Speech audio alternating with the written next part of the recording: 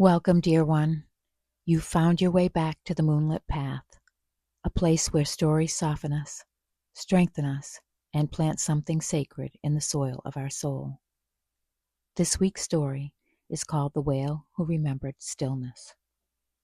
It's a gentle tale, the kind of story that drifts like moonlight across water, quiet, steady, and deep. This story is of presence, of knowing when to move and when to rest, of being held without needing to be rescued. So find your soft spot, let your shoulders drop, take a breath in and a longer breath out.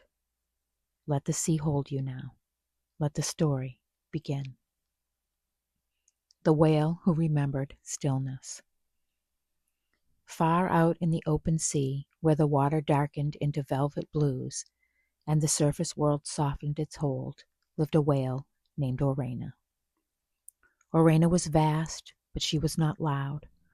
Her power lived in restraint, in knowing when to move and when to remain. She carried the memory of ancient currents and the patience of deep time. She was not alone.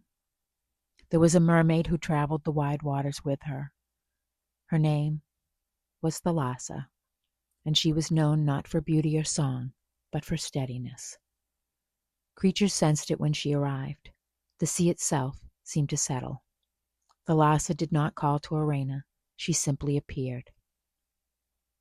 Sometimes she rested near the whale's eye, close enough that Orena could feel her presence, like a warm thought.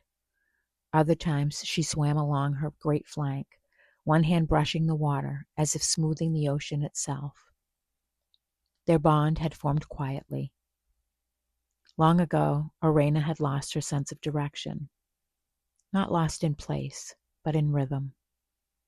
The waters had grown noisy, unsettled, filled with sharp disturbances that did not belong to the sea. Orena found herself swimming too long, resting too little, carrying a tension that did not ease. Thalassa noticed. She did not try to fix the whale. She did not rush or command. She stayed. She positioned herself in the water where Orena could feel her calm and began to breathe slowly, deeply, in a way that reminded the whale of her own breath. Over time, Orena followed. The sea softened around them. The strain released. From then on, they moved as companions. When Orena slept, Thalassa kept watch.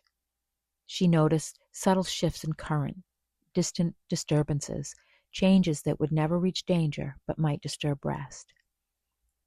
She adjusted their position gently, like moving a blanket higher on a sleeping child.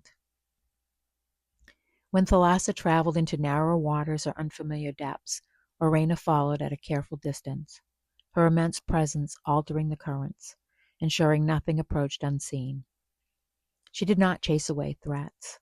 She simply made it clear that harm had no place there. They protected one another without force. They trusted one another without words. Some nights they drifted together in near stillness, suspended between surface and deep. The moonlight filtered down in pale threads, touching Orena's skin, catching in Thalassa's hair. Neither felt the need to move. The ocean learned their quiet. Fish passed without fear. Currents bent gently around them. Even the restless waters slowed, as if remembering something important. If you were very quiet, very still, you might sense them now, not as a story, not as a song, but as a feeling. The feeling of being watched over without being controlled, of being strong without needing to prove it, of knowing that somewhere nearby another being is simply there. Rest now. Let the waters settle inside you. You are held by something vast and kind.